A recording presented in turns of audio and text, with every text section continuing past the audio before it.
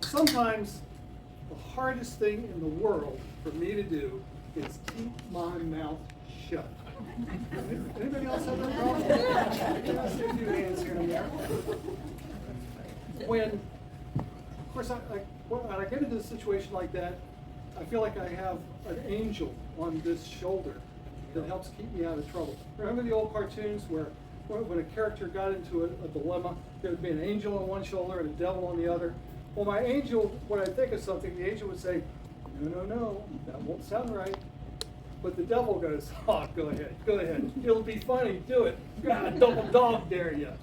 And I would usually end up just starting when my auxiliary angel would just give me the look. And I get it. But what entertains me the most is to watch someone else do it. Because you can see the wheels turning behind their eyes, like they really want to get that zinger, that clever comment in there. And I just sit back and wait for them to do it. Case in point, in the early 80s, we lived in Wilmington, Delaware, and I worked for a piano dealer. I was a piano tuner. I traveled around the tri-state area tuning, repairing pianos at a variety of venues. And one day during the Christmas season, I was up in the Philadelphia area, and my last stop for the day was in Marion Township, west of the city.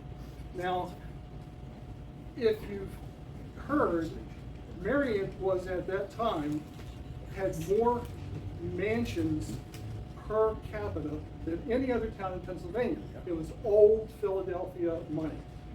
My last stop of the day was in Marion, and so I went out the main line, found my address, and pulled up to the gate, and there's this big stone mansion, manicured lawn, tall fences made out of cast iron spears. Nobody's getting in that place. I pressed the intercom button, introduced myself, the gates slowly open, and I drive through.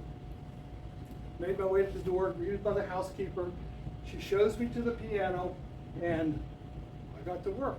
So, grand pianos, the strings go out, they're horizontal. So, and the tuning pins are up front. So to get to them, you have to remove the music desk, and I did that. And then there's a keyboard cover, it's called a fall board, covers the keys, and that had to come out to set that aside. Then I tried the piano, and it definitely needs tuning. And soon I hear behind me, Mr. Jordan, thank you so much for coming. And I turned around, and it's obviously the lady of the house.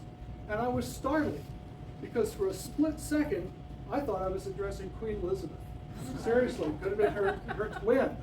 She had that finishing school poise and posture, good elocution, tastefully dressed, and not a hair out of place. Now, I don't remember her name, but for this story, I'm going to call her Lady Mountbatten. Well, thank you, Mr. Jordan, for coming. We're having a gathering this Saturday, and I've hired an ensemble, and I'm afraid our little Steinway needs some attention. Yes, ma'am, it does, but it won't take me too long. It should be out of here in an hour or so. I'll get you all fixed up for the weekend. Oh, thank you so much. If you need me, just call for Marie, and she'll come find me. Thank you. So I get to work, and the procedure when you're tuning is you tune up here on the tuning pins, but then it's not unusual to have under the strings have hammers rubbing or something loose or a click or sluggish keys. So I'd be tuning, and then my hands go in the piano and make some adjustments. Tune, hands in the piano, tune, hands in the piano. And after hour and a half, I was done. Now, when I finished tuning the piano, there's a song that I play. It's the same song every time. After every tuning, so I played it 4 or 5 times a day, 5 or 6 days a week, for years. And you may have heard it, there was a movie, Italian movie in 1972, a documentary called Mondo Cane. And the theme song was very popular, it's called More. I'm a little dry to be trying to sing. It proves positive that I am not a singer. but it goes dun dun dun dun dun dun dun dun, and it's a big orchestral arrangement. It's very popular. So I started to play this song, and I'm doing both ends from the middle and up and down.